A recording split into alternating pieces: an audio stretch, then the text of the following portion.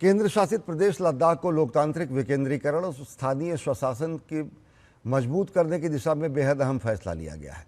लद्दाख प्रशासन ने घोषणा की है कि केंद्र शासित प्रदेश के सभी 7 जिलों में लद्दाख स्वायत्त पहाड़ी परिषद यानी लद्दाख ऑटोनॉमस हिल हाल ही डेवलपमेंट में काउंसिल लद्दाख में का गठन प्रशासनिक किया ढांचे को पूरी तरह बदलने वाला एक बड़ा फैसला लिया गया है।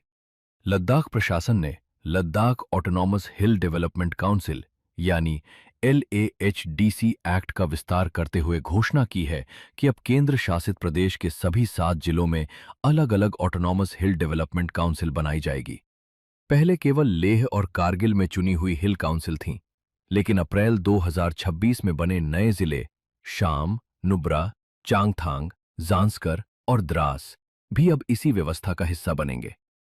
इसके साथ ही 17 नई तहसीलें बनाई गई हैं, जिससे लद्दाख में कुल 32 तहसीलें हो गई हैं।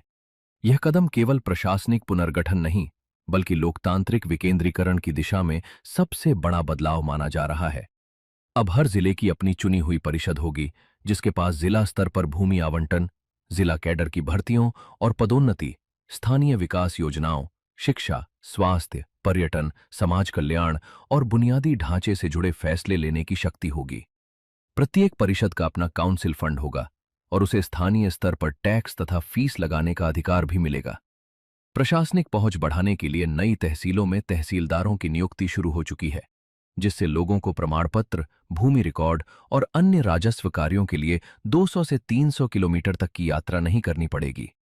इसी सुधार के तहत 9 नए इंजीनियरिंग डिविजन्स भी बनाए गए हैं, जिनमें 5 PWD और PMGSY के तहत तथा 4 PHE और फ्लड कंट्रोल विभागों के अंतर्गत हैं, ताकि दूरस्थ क्षेत्रों में सड़क, पेयजल और अन्य सार्वजनिक परियोजनाओं का काम तेजी से हो सके। एक और महत्वपूर्ण पहलू यह है कि राजस्व व्यवस्था को भी पुनर्गठित किया गया है। अब प्रत्येक रेवेन्यू विलेज केवल एक तहसील और एक ही जिले के अधीन रहेगा, जिससे अधिकार क्षेत्र के टकराव समाप्त होंगे। 7 जिलों में तहसीलों का वितरण भी तय कर दिया गया है, जिसमें कारगिल में 7, नुब्रा में 6, लेह और शाम में 5-5, चांगथांग और जांस्कर में 4-4 तथा द्रास में 1 तहसील होगी। इसके समानांतर केंद्र सरकार और स्थानीय संगठनों के बीच एक विशेष आर्टिकल 371 आधारित मॉडल पर भी चर्चा चल रही है, जिसके तहत 7 हिल काउंसिलों के ऊपर एक UT स्तर की शीर्ष संस्था बनाई जा सकती है। प्रस्तावित संस्था को विधायी, कार्यकारी, प्रशासनिक और वित्तीय शक्तियां मिलने की योजना है।